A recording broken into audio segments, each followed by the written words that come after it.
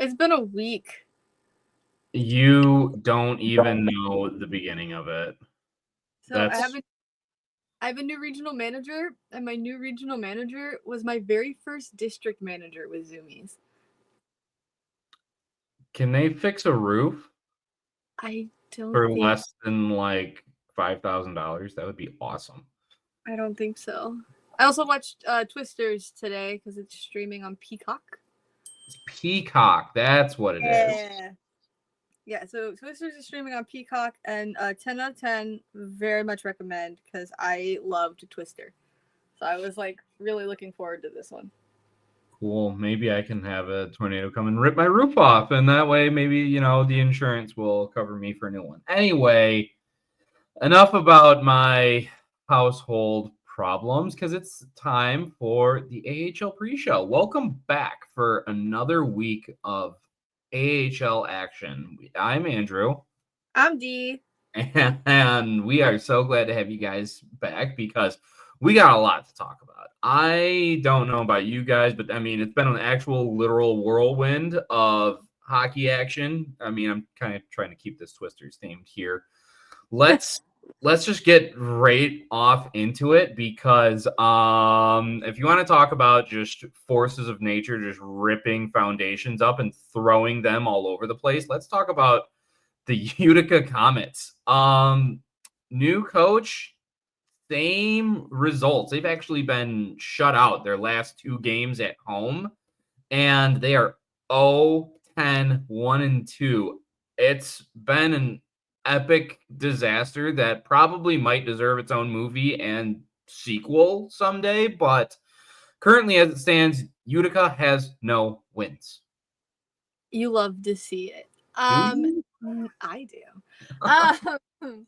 No, yeah, it's bonkers. Utica hasn't been like the best team, but at least they have been like a challenge for other teams to get past in recent years. And this is just that's just wild. Oh, you want to talk about Wild? We'll talk a little bit about Wild here in a moment. I still just want to hammer this point home that I get that a lot of people feel like your focus of your NHL team is with you're supposed to be with your NHL, and the AHL kind of takes a backseat to all this. But when you have a lot of young players like Seamus Casey down there trying to round his game out into a pro, do you really want to sit these guys into a foundation of just absolute destruction? They canned their coach a month into the season. The team hasn't even really started to come together, and now I feel like it's just been completely shotgunned away. I straight up don't know what New Jersey was thinking with that move, and now it just feels like, okay, you guys are just being left to your own devices. Figure it out somehow. Uh, Yeah. it's It's just it feels like gross incompetence to me, if I'm being honest. it's that double-edged sword of like we need the AHL team to be good always so that we can make the NHL team good. But like the Devils are killing it. But like they seem to have forgotten. There's like a shift and it happens so often that like once you get all those players who have developed up through your farm team into the NHL, you forget that you have to continue to develop the new ones. It's very like it's this weird cyclical pattern that we see from so many like AHL teams where the AHL team will be like really good and the NHL team will be like on the rise, or the AHL team will just be like all right. They'll be decent. They'll be like, a challenge for other teams. The players are learning something, they're developing, and then the NHL team is also growing with the AHL team. Or you just have a really bad NHL team and a really bad AHL team, and when you get to that point, you're like, maybe rebuilding on the fly for 10 years doesn't work, Mark Bergevin. But that's it's this weird like the Devils are good. And it's not like they have like a whole new roster. They have players that have been on that team for like a hot minute. and a lot of their core is made up of players that have either been in the NHL for multiple years now or have joined the team in free agency or trades. And so like Utica just kind of doesn't exist on their radar because they're so focused on being a contender finally for the first time since 1995. I don't know if that's it. They won in 2003 too. And okay, what does everybody know about early 2000s NHL hockey? It was not the greatest quality of NHL hockey that we have ever seen. It was New Jersey's fault. That's the point. But yeah, so just they're looking to actually be like a really competitive like team, which is great. Like go off New Jersey. You had that like really ugly jersey and then the hat. Like okay, cool. Like you're a really cute social media team. Let's be like a really good hockey team now, which I totally get. But you also have Utica to focus on, and Utica is literally like this weird night and day because like last season, fine, Utica was working. They maybe weren't like a competitor for the Calder Cup, but you had to get past Utica to get your wins. And this year, they're just kind of like rolling over and taking it, and it shows in the hockey that they're playing. They're not playing good hockey. There's something more than just like the coach and them being young and needing to refresh everything and replenish their players and develop new baby players. It's more than that. There's some weird disconnect happening where Utica just kind of doesn't look like they're playing like a team. Yeah, it's not often when you have a league where virtually every team makes the playoffs that you feel like you're already eliminated and it's November. But the Utica Comets have shown us that it's certainly possible. Are the Utica Comets this year's Barracuda? I think so. I think they're worse. And that's bad. That's They're bad. They're on equal footing with the Gulls. They might be a level under the goals, man. We'll revisit this in a How are you couple. gonna be worse than San Diego, dude? You don't win. San Diego's won games. San Diego doesn't fire their coach a month into the season. Oh, I don't understand. I'll give you something I don't understand. And those folks on YouTube are really going to want to see this. I'm just going to set the stage. The Iowa Wild honoring their heritage with a nice little mock-up of the Houston Aeros jerseys. D, take it away. No, it's not their heritage, first of all. They stole my team, and now they're appropriating my hockey heritage. You see this? Do you see that? That was one of the most beautiful sweaters to ever come out of either the IHL or the AHL. And guess what? It stayed that way from the IHL all the way through to when Iowa stole my hockey team right out from underneath me. Listen, if you're gonna honor the Aeros, wear it as a warm-up, right? Don't change and desecrate. Don't desecrate this logo. Look, it's beautiful. It's beautiful, and it didn't need to be changed. First things first, you put a gold star in instead of a silver star. No, the silver is the exact same color as the plane. There's no reason to change it. Second thing, the sweater was ugly. It does look pretty bland. Like if I may say so. One, Iowa Arrows. Wrong. Y'all immediately changed the name. You have never and will never be the Iowa Arrows. And I get where they're going with the design and all that, but you just kind of got the one red stripe on the bottom with the stars. And no, because even when the Houston Aeros became the AHL affiliate of the Minnesota Wild and they had to incorporate a couple of the Wild colors into their color schemes, It was pretty. They deepened the green a little bit. They removed a little bit of the blue. Okay. But we still had it still looked like an Arrows sweater. Okay. You took all of the personality out of it. You took the shoulder patches off of it. It has aviation victory bars on it. What are you doing?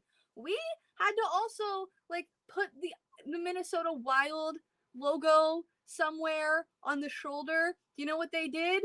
They didn't ruin the jersey because of it. I'm so glad I gave you the driver's wheel on this one. It's ugly. Okay, this is when you first get your very first copy of an EA NHL game and you go to your franchise mode and you're like, I want a custom franchise for the first time because that'll be so much fun. And then you get overwhelmed trying to design the uniform and you're like, what do you mean I have to pick every color for it? And that's what does this zone change on the goalie blocker? I have no idea. Somebody please tell me what zone 23 changes on the goalie blocker. I have no idea. Listen, it looks like that. This is the most boring, bland jersey I've ever seen in my entire life. Okay? And the Houston Arrows, both the WHA Arrows and the IHL, AHL Arrows have some pretty gorgeous designs. You see Gordy back here?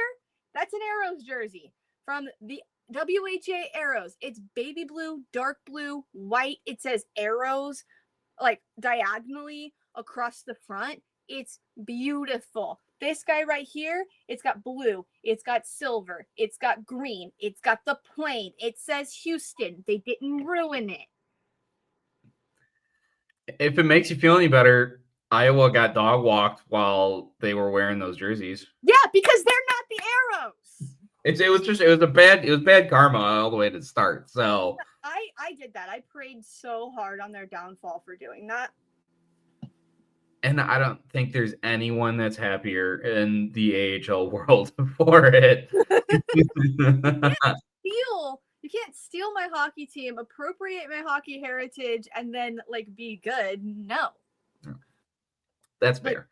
Is dishonor, lack of success, no motivation. I hope you dehydrate. We're done talking about Utica. We're moving on. No, I hate Iowa. No, but also yes. Let's turn it around a little bit. Let's talk about some success that happened over the weekend. So I feel like we kind of started off pretty negative on the pod. So let's change the vibe up a little bit. Cleveland kind of on a roll lately. They've been absolute monsters in overtime, pun absolutely intended. 3 straight wins in the extra frame. Rocco Grimaldi's been on an absolute tear. 3 goals and 6 assists his last 3 games. I wonder if Chicago's missing out on any of that offense.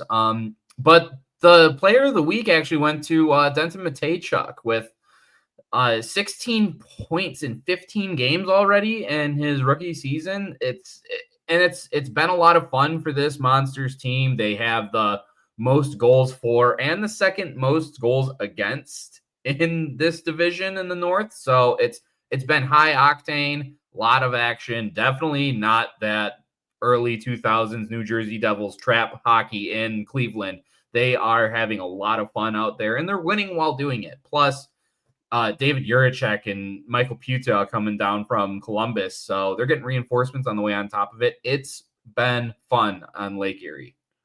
Yeah, I think the North is the division to watch. And we've been saying for the past couple of years that this division is on the rise. Mm-hmm. It's very much taking the Atlantic off of that little pedestal. But it's the North is becoming so much fun to watch. And the Monsters are very much leading that charge. They're such a good example of how you can kind of maybe struggle a little bit in the NHL, but still put the focus on rebuilding that team and not let your AHL team fall by the wayside, because they haven't stopped. They haven't stopped trying to get better in Cleveland. They haven't stopped, developing their players, and those players are coming out, going up to Columbus, and then they've got the next man up. They're already thinking about how do we just continuously develop our players so that both clubs can benefit from that. Yeah, and this is a squad that, was a goal away from making the Calder Cup finals last year, on top of an incredible reverse sweep, which would have been historic. It would have been fun.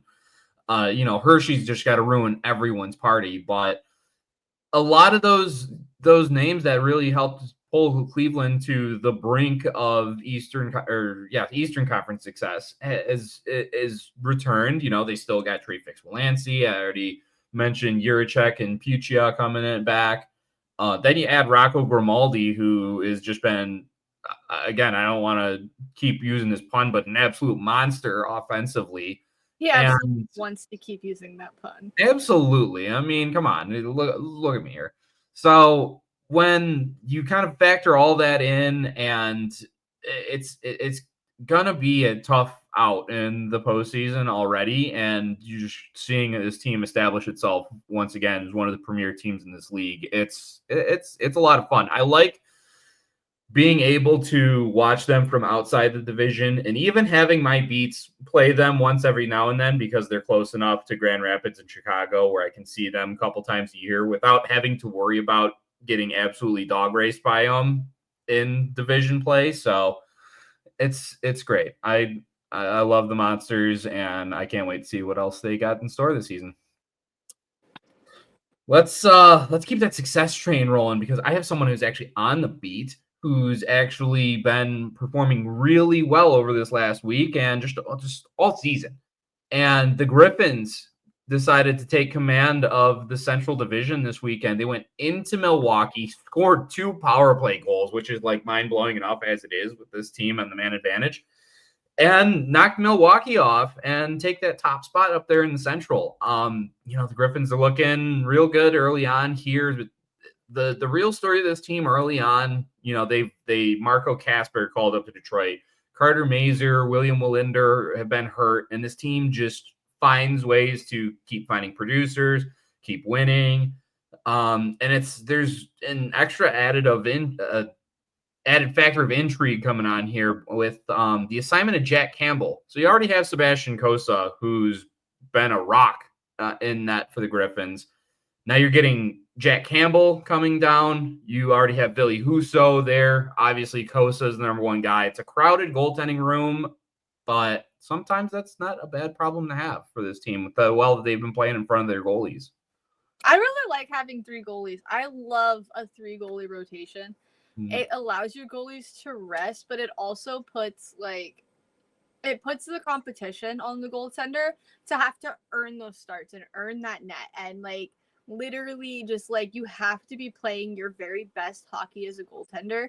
As a forward, as a defenseman, sure, you might get scratched, but there's only there's more of them. They have options. There's only so many people who know how to tend the goal. I love having a 3 goalie rotation. When the Canadians had Jake Allen, they were rotating 3 goalies out. They were doing the same thing in Laval a couple of years prior. It was absolute and utter chaos, and you never actually know who's going to start in the net, but you earn your starts, and you can very much see that it, instead of just being oh, okay, well, I played the last game, so they're probably going to get this game. When you have to earn it, when it's okay, it's decision time. Who are we putting in the net tonight? You have an even bigger incentive to make your case, and I love a 3 goalie rotation. Absolutely. And I feel like, it can feel when you have maybe one guy who's struggling in a duo, right? I feel like there's more pressure that's put on the other guy because it's okay, we kind of need you to save us here, right? Yeah. And if the team's not feeling confident, the bottom can fall out real quick. Right. Yeah, you don't get to rest. You get to or maybe they're okay, cool, thanks, you've done it 3 games, wonderful performance. Let's start game 4, and then you drop a deuce, and now like that one person who wasn't like prepared to play has to just like come in. Whereas if you can have 3 goalies and be like, okay, cool, so you two get to rest, and then now we've got guy C. He's gonna start, and it's gonna be a great time. And if we lose this game, we lose this game. But you guys get to rest, and your goalies, especially the goalie that's gonna carry you through the postseason, doesn't get as worn down if there are more options from which to pull. And that's going to be Seabass, Sebastian Kosa. Already looking at what are your stats again? A 189 goals against average and a 937 save percentage. Blowing his stats out of the water from last year, which are already looking really good. So for all of those pained Detroit fans out there, hopefully some help is on the way in that. But it's going to take some time, but the big man's on his way. Well, we go from the summit of the Midwest to the basement because like I was really expecting a lot out of Rockford this year. They gave the Griffins all kinds of fits in the playoffs. I thought they had a really good returning squad. They add, Frank Nazar and Artem Levshunov, and you expect this team to take another step forward. They've taken, I feel like, several steps back. They're down there at the bottom of the Central. They're 3-7 in their last 10 for an expected contending team. They just got shut out by Chicago. And, Frank Nazar, like I said, we expected him to play well. He's got 15 points in 12 games, but, Drew Comesso, second-round pick, good rookie season last year. Expect him to take a step forward. He's got an 854 save percentage so far this year, and if anything, it looked even worse than those numbers have suggested for him. I feel like you're going to have Mitchell Weeks kind of take a couple more starts there and ease off on some of the pressure off of this young kid. But I mean, goaltending's a tough position, and he's feeling it early on. Yes. There's not really anything else to add there. I mean, like how many times we might have to talk about the parent club also struggling, and then instead of like developing the players at the bottom and making sure they have all the tools for success so that maybe next season some of them can come up, they just kind of forget that the baby club exists. Like this is another. But okay, but speaking of, have you seen what what Jonathan Toews has been up to? Yeah, what is that? Is he getting his life advice from Aaron Rodgers or something? He's been on a yoga retreat.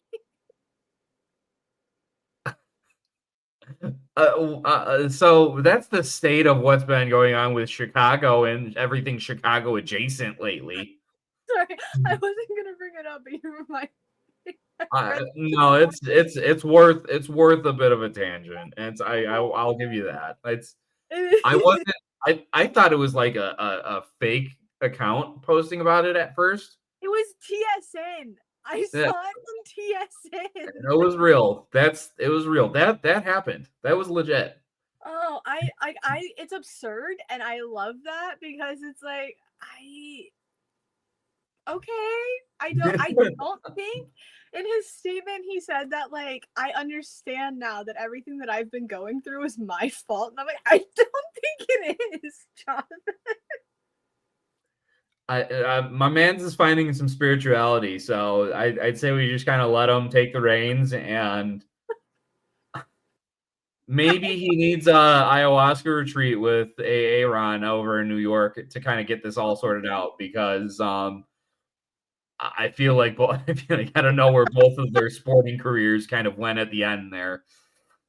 It's wild to me. I guess you can't play at a championship level and find yourself spiritually at the same point. It needs to be separate entities. Sorry. Anyway, as we move a little further to the west, the Coachella is kind of on fire lately. Am I wrong? Like 5 straight wins, 4 of those 5 on the road. you know, They that are they fire birds, though. on fire birds. Yes, They are exactly. literally like by default on fire. I don't. I gotta admit, I was expecting this team to take some steps back when the whole coaching staff moves up to Seattle. They get a lot of big pieces like Cole Lynn, Podorowski, and Cameron Hughes moving on. They don't care. They're still gonna keep winning. It's kind of incredible. There's something in the water out there. I don't. I told you it's more than just like the people in charge of like the team. Like the team identity is just like be good at hockey. It's a bold strategy, but it's working. It Yeah, must be something in the water, which is something ironic in because the water. Well, they're aren't in they a desert. right? But they're in like resort capital of the United States, like spa. I Like I can't wait for the All-Star game there. It's gonna be hopefully controlled chaos, but at any rate, I just want to go golfing. That's all in February. it's gonna be warm enough for you to go golfing. Yes, absolutely. It's Southern California. You can golf Yeah, there in the middle. Like I you can can probably set a tee time up there. Well, you can not this you can weekend, golf but here like Christmas time. yeah, but It, I in it doesn't Texas. it doesn't snow or anything. Well, when it does, the whole city gets shut down. So No, it the whole makes. state because our power grid is not connected to the United States. I want to keep it in the West here, and so we've been talking a lot about the resurgence of the Barracuda. Big part of that, Yaroslav Askarov. He's just been on fire early on, as kind of expected. 192 goals against, 939 save percentage, and the Sharks were kind of like, yeah, we like that. We'll just yoink and pull him up. And so I'm kind of really curious to kind of see what happens because their backup goalie Romanov has not had the same success as Askarov has had, and I'm wondering if this is just going to kind of pull the bottom off the Barracuda, or maybe they'll just kind of keep winning and win more. Who knows? I think maybe it'll force him to actually play some defense. Ooh, that's a bold strategy. I know that's like unheard of. You have a shaky goalie, you might need to play a little bit more defense. It's like I don't know where I pulled that out of, but like galaxy brain. No, because I think the thing is too that like with Askarov, it could have gone either way. Like everybody fully expected him to just continue having like success at the AHL level, but there was also that like not very quiet underlying thought that like see like he could but it's also just as likely that he has like kind of a shaky season, you know.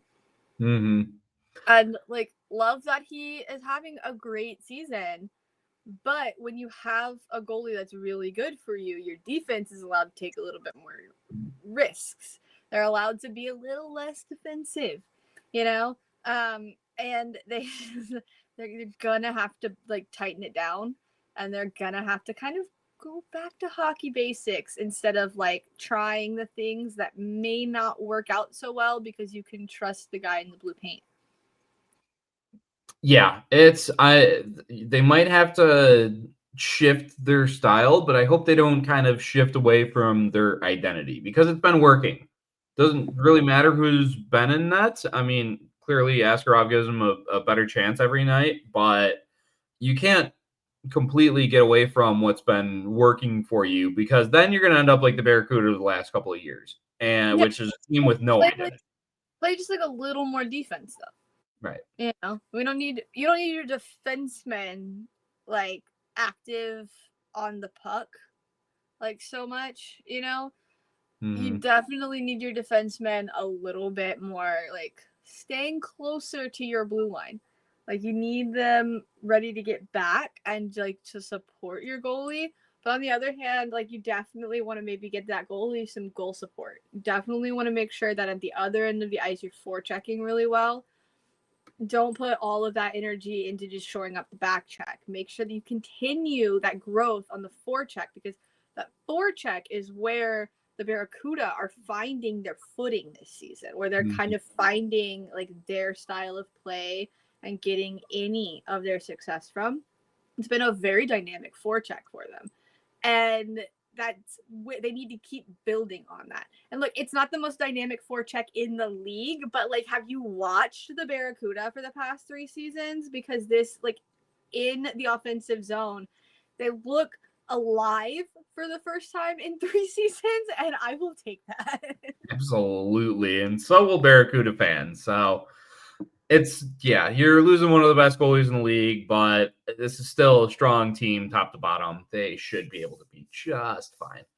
Yep. Do you want to do names or do you want to look ahead? What do you want? Well, we have conveniently not spoken about how the Laval Rocket are currently sitting at the top of the North. Well, how many times we can talk about Laval a month? Do you want to talk about it? Yes. Okay. Because they're playing to their identity, Andrew. They're up. They're number 1 in the North.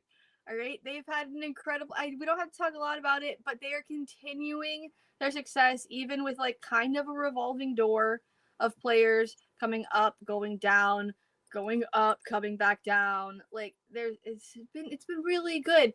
There were some comments from the coaching staff about how they are like, the whole mindset is that they're playing like as a team, they're playing for each other, and it's like, yes, finally, thank you. That's all I wanted.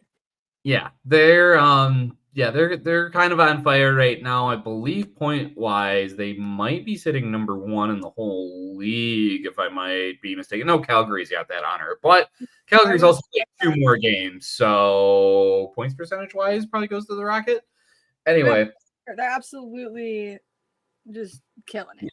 Yeah, you got Laval, Toronto, Cleveland at the top of that North. That's deadly. So, I mean, good luck, Utica, trying to get your first win. But this time last season, the Rocket were still like last in the division. Like, they were barely on the like cusp, and it came down to the wire. Like, mathematically, like they could have made the playoffs, but a whole bunch of other stuff. Like, when they start strong, they carry on strong. I think that's a really promising sign, especially with Montreal going through the throes of a rebuild. Actually, Montreal fans actually finally finding out what it means to be a rebuilding team, because Bergevin would not commit to a rebuild. There's talks about maybe Saint Louis gets fired, which would be something. Yeah, it's Montreal's in chaos, but the Rocket are holding down the fort. I'll trade you coaches if you want to get. I'll get rid of my coach if you get rid of your coach. No, I high-key want Jim Montgomery. I want Jim Montgomery.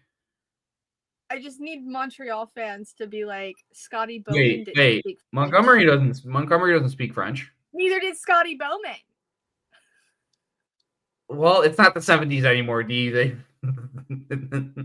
They've moved on. Let's go take a look ahead. Let's see what's going on in the docket for this weekend. I don't like that. I don't like that only you get the bubbles. That's not fair.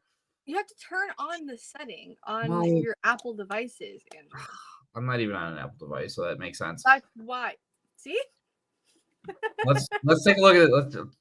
We're looking ahead. We're not looking behind. We're looking ahead at Jim Montgomery taking over the Red Wings.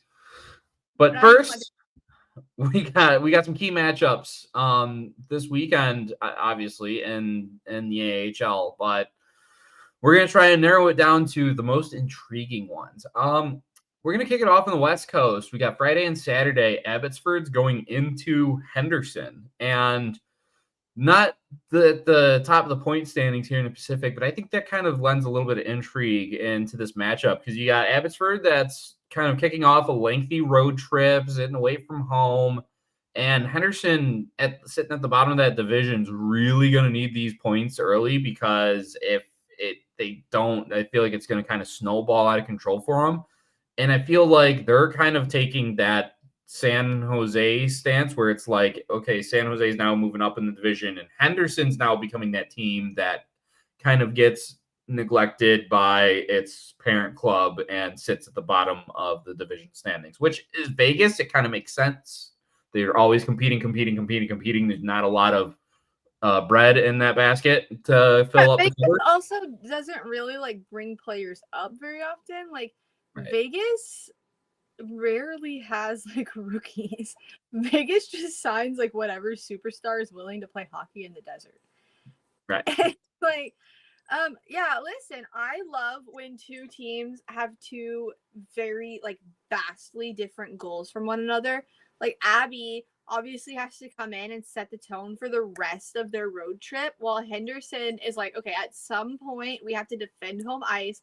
At some point we have to maybe build some momentum. I love when they have two like diametrically opposed goals, because like if you start your road trip bad, that snowballs into the world's worst road trip. But if you cannot at some point find your footing and defend home ice, your season is on the line. You play half of your games there, but you also need the support from local fans. And fans don't tend to like watching a bad product.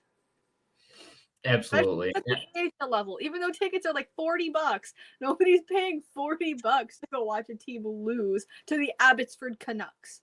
Yeah, you gotta be some real diehards out there in Henderson, hopefully, who can will this team on to competitiveness. No one wants to see, well, other than Utica, no one wants to see a team just kind of flounder down there at the bottom and just suck all year. So yeah, unless you're Utica and Iowa, at which point I'm preying on your downfall. That's right. We'll get to that, but let's see the Henderson fans kind of make a difference in this series here, maybe. We're gonna stick in the Pacific. We got Colorado going into Bakersfield. Now, other than Calgary, again, it kind of feels like this Pacific Division is always like super tightly packed in. It helps when they're all just kind of playing each other, and especially if you're getting overtime games, those points just start flowing.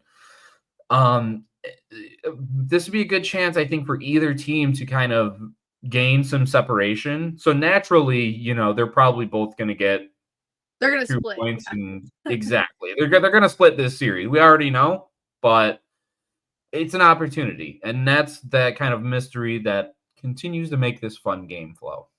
TJ Tynan is back with the Eagles. At least he's like reassigned. They got like half of their guys back from the Avalanche, right? Yeah, well, Tynan went back today. They also activated Georgiev from the injured reserve, but like whatever.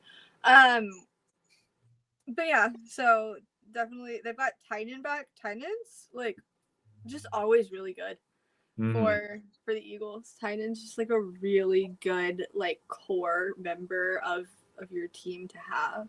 Yeah, and I always love his stat lines because it'll be like 50 games, it'll be like 2 goals, but like 5 assists. He's the ultimate team player, man. How could you not love a guy like that? Yeah, he's great. Love TJ. Always. We stand Tynan in this house. Friday and Saturday, we got a Laval and Belleville home and home. Classic AHL rivalry. That should be pretty bloody. Yeah, it should be. Like honestly. Well, no, but I mean, like I said, like Laval's rolling. They're building so much momentum. They speak French in Belleville, so like should be a pretty good showdown, I guess. I love home and homes though because they never go quite the way you expect. You expect like, I'm gonna have the edge at my home, and you're gonna have the edge of your home, but it's always usually like the opposite of that, and also just utter chaos. Especially when the teams are like bona fide rivals the way that Belleville and Laval are. I don't know. I just think it's great. I love home and homes. They're utter chaos, and it's made better when the teams want to pummel each other. Belleville's been a little shaky this season. They're not the like grinded out kind of like definitely winning, whatever. Like this season, like Belleville is usually like middle of the pack, right there, neck and neck with the Rocket, just kind of like fighting it out for standings. Like you're probably not going to make the playoffs, but they've been shakier than usual. They have been struggling a little bit. The Rocket have not been. They have been. I mean, they have been battling for every single one of their wins, but they have like this never say die mentality at this point, and it's I think it'll be interesting to see if like the Senators rise to the challenge, like beat the intimidation. Like sure, it's the Rocket, they're first in the division, they're second overall, but you can rise. Like you have beaten the Rocket multiple times before. The Rocket didn't have Florian Jackeye when you beat them, but and then with the Rocket, that it's going to be a really good test of like, don't take your foot off of the accelerator. Like, do not take your foot off that pedal. Keep it, just like build on that momentum, play to your identity, play to your strengths, and keep it rolling. Easy points are easy points, but easy points count just as much as the hard won points. Before I move on to the next matchup, I just kind of want to highlight Belleville's record at 6-2-0-4 is one of the weirdest lines I've ever seen in my life. It's wild. They, like I said, they can battle it out. Like they're usually like losing like a skills competition, which is crazy. Like you have 4 shootout losses. There's only been one shootout in the whole Central Division, and Belleville's already lost in it 4 times this year. Yeah, I feel like that's a lot of that's to the Rocket. I feel like every single time I get like Twitter updates like from the Rocket, it's like shootout, and I'm like, not again. Yes, again. Yeah, it's crazy. Like I said, Belleville technically has a winning ish like record. They got a really good point percentage. They just it's just because they don't lose in regulation. That's all. Right. It's wild, and that's obviously not sustainable. Like you cannot be playing extra hockey. Like all that extra hockey adds up over the season, and for you to have only played 12 games, and 4 of those you've lost in shootout is wild. It's unfortunate. Oh, I love it. So technically they have a split record. If you're looking at like wins versus losses, they have a split record. But always they can go either way. They have to be able to rise to that challenge, like overcome the intimidation of playing the Rocket, and the Rocket need to be able to just keep their foot on the accelerator and remember that easy wins count as much as the beating the Senators in shootout. Yep. Let's move on over to the Atlantic. We got the Battle of Mid going on Friday and Saturday. Lehigh Valley at Providence, and kind of with looking at as like in the Pacific with Colorado and Bakersfield. You got some teams that need to earn some separation, and like someone's got to get some points here. Like no matter how much these two teams try, someone's gonna have to win. Yeah, somebody will win, unless of course every hockey commissioner of every league ever listens to me. We just bring back ties for the aesthetic. But look, okay, my unpopular hockey, professional hockey opinions are that ties. We should bring that back. I'm all about ties. I don't want to see a team with 4 shootout losses. I want just them to tie. But also, we don't need the trapezoid. Goalies don't need the trapezoid. That rule was invented to nerf early 2000s and New Jersey Devils. Yeah, that rule was invented to nerf Martin Brodeur, who does not play in the league anymore. So I don't think we need the trapezoid anymore. Let goalies play the puck everywhere. That's my. Let goalies play the puck. It has been far too long since anybody has been Dominic Hasek. Yes. I saw that like in person. That was the funniest thing. It was the Him, best. It was one of my favorite hockey memories ever. him and Satan were just like as chaotic as possible, and like we need more of that from goalies. Any more of that just in the league and the whole sport overall. I got another kind of I don't want to call it identity crisis kind of series, but Friday and Sunday we got Iowa going into Grand Rapids. Now, well, go Griffins! I'm so proud of you. thank Good you. job, Griffins. Where's the bobblehead? I have never in my life cared about a Michigan team, but let's go Grand Rapids. You got this. Go, You're gonna babies, learn. go. You're gonna learn today. But I've been harsh on Iowa. I've been saying that they kind of are one of the worst teams I've ever seen assembled, and which has been harsh, I'll admit, because maybe they haven't been playing great. Maybe it's been a virtue of just the whole division as a whole not really looking good. Manitoba, Rockford, and Chicago technically are under Iowa in the standings right now, but not because Iowa's like blowing it away. They are 5-8-1. That's a point percentage under 400. This is not a very good looking team early on. I can't imagine they're going to get that good going forward, but this is a time to shut me up because you're going on the road to my beat in Grand Rapids. If you really want to establish yourself in the Central Division as a team that can do things that I did not expect you to do, like win hockey games. This is a chance to prove it. No, against a good team in Grand Rapids, and they're gonna be coming at you. So you gotta be. There's no late starts. There's no kind of, well, maybe we can kind of weather the storm. Jesper Wallstedt has done anything but weather a storm this year. And so, he can continue doing that. He can continue just like letting the shingles fly off. Oh man, I love that we're keeping with the Twister theme. And anyway, I want to see what kind of team Iowa is here. And it's not no Iowa Arrows. This is the Iowa Wild here. Show me what you got. Nothing. They have nothing. They have to steal everything that they have. Saturday and Sunday, we got a couple of teams that are eyeing their division leads, and Milwaukee's going into Cleveland. It's Milwaukee. I'm not gonna lie, I was kind of not shocked per se, but I wasn't quite expecting them to be top of the division contenders yet again after Askarov and Troy Grosnick have departed, and they're like, this guy actually doesn't know a thing about hockey, and here they are again competing at the top of the Central. That's actually true, Andrew, because as everybody knows, you only like hockey because you think the boys are cute. Do I? Oh no, that was me, according to Twitter. Well, at least we're not writing those weird hockey romance novels. And like that, I saw one kind of flew through the timeline again the other day. And I kind of wish they didn't exist. The books and sometimes their authors.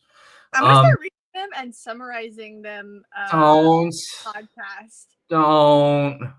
No. This is not going to be a segment.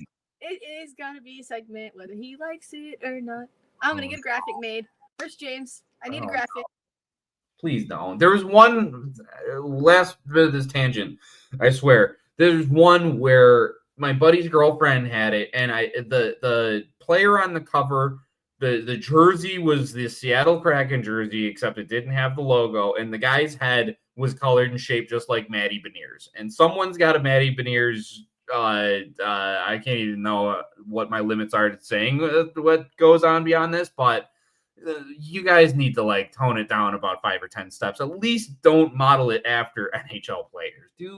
Okay, but you remember all of the like Seattle Kraken book talk drama, right? No, because I'm not into that kind of brain rot. Okay, listen. So no, I said that was it about this tangent.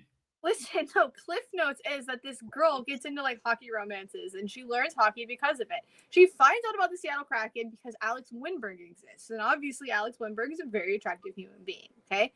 But she goes really far Like, she takes it way too far. And Felicia Winberg is like, hello, can you please stop being weird about my husband? And also, people, please stop sending me threats. It was bonkers. But the Seattle Kraken played into it because they were a brand new team and they needed like an online reach. They were like, yes, book talk, we love it, blah, blah, blah. And then just like, it blew up. It was insane. Chat, is she done? I think you're done. Okay, cool. Welcome God. to book talk. Well, I'm glad I know that exists now. Let's move on to our next matchup, which does not hopefully have anything to do with any of that. It's Saturday and Sunday. We got San Jose going into Toronto. Now, we just talked about the Barracuda losing perhaps the best goalie in the league. Now they got to go thousands of miles into 3 other time zones over and play a really good team in Toronto. How's this squad in San Jose based, but going to be in a completely different country? How are they going to respond? That's a tall ask. Do they respond is the question. In one form or another. I mean, if Andrew Podorowski's got anything to say about it, he'll probably respond with goals, but he might also be subjected to his persona being used for someone else's horribly written fan fiction writing. So I don't know. Maybe his focus is elsewhere. Hopefully not, because that's weird. Maybe. Allegedly. And then my last key matchup, this is a bit of a cheat because it's 3 different games, but Friday, Saturday, Wednesday, Utica at Syracuse, at Rochester versus Providence. We are officially on Comets win watch. Can they do it? No. I agree. I think they lose all 3. They are in shambles. And like, this has nothing to do with the fact that I'm like so tired of having to watch the Utica Comets play hockey. But like, they are in shambles. I don't think they have the confidence. Like, that's the thing. It's a lack of confidence. It's not a lack of skill. It is not a lack of skill. There's a very skilled hockey team. They are just not confident in playing hockey right now. No. I mean, if they do, it'll do wonders to boost their confidence. It'll get like 1 in the win column. But like, it takes a lot to boost that confidence. This isn't your average everyday losing streak. This is advanced losing streak. This is advanced losing. It's like, this is starting to approach the realm of like, we might never win a game again. And yes, good. It's like really not good, Bob. And so like that's the thing. Like if let's say you're on the road at Syracuse, right? Okay, you've already been out and shut out twice. Syracuse, if they open the game like in 5 minutes, score a goal, you might as well warm up the buses for the next 55 minutes because you know this team's already self-defeating itself.